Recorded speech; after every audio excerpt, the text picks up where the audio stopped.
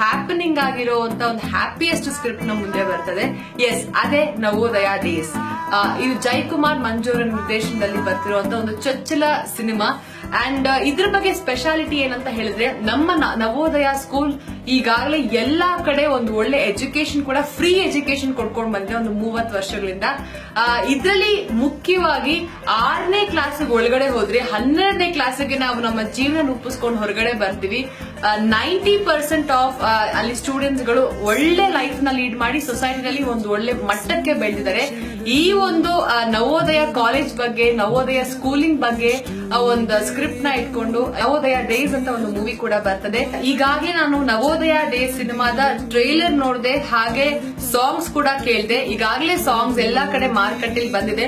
ನಿಮ್ಮ ಕೆಲಸ ಏನು ಅಂತ ಹೇಳಿದ್ರೆ ಸಾಂಗ್ ನ ನೋಡ್ಬೇಕು, ಹಾಗೆ ಯೂಟ್ಯೂಬ್ ಅಲ್ಲಿ ಬಂದಿರುವಂತ ಒಂದು ಟ್ರೈಲರ್ ನ ಸಬ್ಸ್ಕ್ರೈಬ್ ಮಾಡಬೇಕು, ಲೈಕ್ ಮಾಡಬೇಕು, ಶೇರ್ ಮಾಡಬೇಕು. ಸೊ ಇದರಿಂದ ಸಿನಿಮಾಗೂ ಕೂಡ ಪ್ಲಸ್ ಪಾಯಿಂಟ್ ಕೂಡ ಆಗುತ್ತೆ.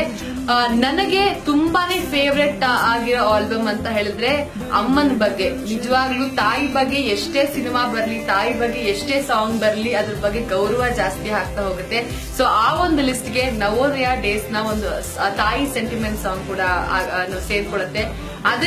ಅದಕ್ಕೆ ಮತ್ತಷ್ಟು ಜೀವ ತುಂಬಿದವರು ನಮ್ಮ ಮ್ಯೂಸಿಕ್ ಡೈರೆಕ್ಟರ್. ಅದಕ್ಕೆ ಖಂಡಿತವಾಗ್ಲೂ ದ ಮೇನ್ ಪಿಲ್ಲರ್ ಅಂತ ಹೇಳಿದ್ರೆ ವಿಜಯ್ ಪ್ರಕಾಶ್ ಸರ್ ವಾಯ್ಸ್. ಅವರ ವಾಯ್ಸ್ ಅಲ್ಲಿ ಅಮ್ಮನ ಬಗ್ಗೆ ಲಿರಿಕ್ಸ್ ಕೇಳ್ತಾ ಇದ್ರೆ ನಿಜವಾಗ್ಲೂ ಬೇರೊಂದು ಲೋಕಕ್ಕೆ ಕರ್ಕೊಂಡು ಹೋಗ್ತಾರೆ. ಸೊ ಎಲ್ಲರೂ ಸಾಂಗ್ಸ್ ನ ಕೇಳಿ ಪ್ರೋತ್ಸಾಹ ಮಾಡಿ. ನಾವೇನ್ ಮಾಡ್ಬೇಕು, ಇಂತ ಒಳ್ಳೆ ಸಿನಿಮಾಗೆ ಪ್ರೋತ್ಸಾಹ ಮಾಡ್ಬೇಕು. ಸಿನಿಮಾ ಬಂದಾಗ ಕುಟುಂಬದ ಸಮೇತ ಹೋಗಿ ಸಿನಿಮಾ ನೋಡ್ಬೇಕು.